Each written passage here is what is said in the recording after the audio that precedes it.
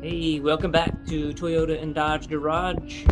Today, we're not going to be working on a Toyota or a Dodge.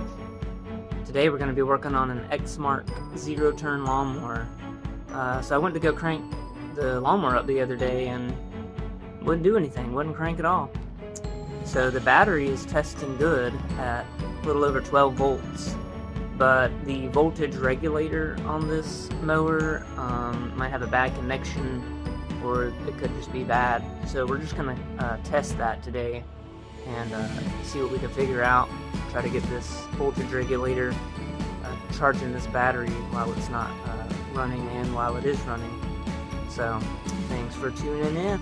So this is the mower that I'll be working on today. It's the Exmark. It's the 708cc V-twin Kohler engine on this one, I believe. Their bigger mowers have the Kawasaki engines, but this is a residential zero turn, so it's got the Kohler engine. So let's go around and I'll show you where the voltage regulator is on this. So the voltage regulator is right there, and then you got this green wire down here. That is the ground. It's bolted to the block right down there. Then you got these two wires here that come out of the shroud area.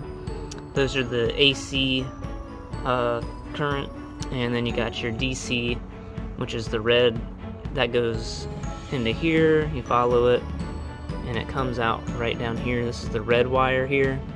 That is the positive to the battery, so this comes from the voltage regulator and it helps charge the battery. I did just check this battery.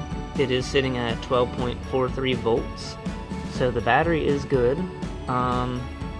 So I guess the main thing to check for is, of course, like corrosion on any connections, and make sure they're all tight. And then if we can get it to crank while it's running, you can test the battery terminals again with your meter, and if it's reading 12, around 12 volts, then that voltage regulator is not working properly.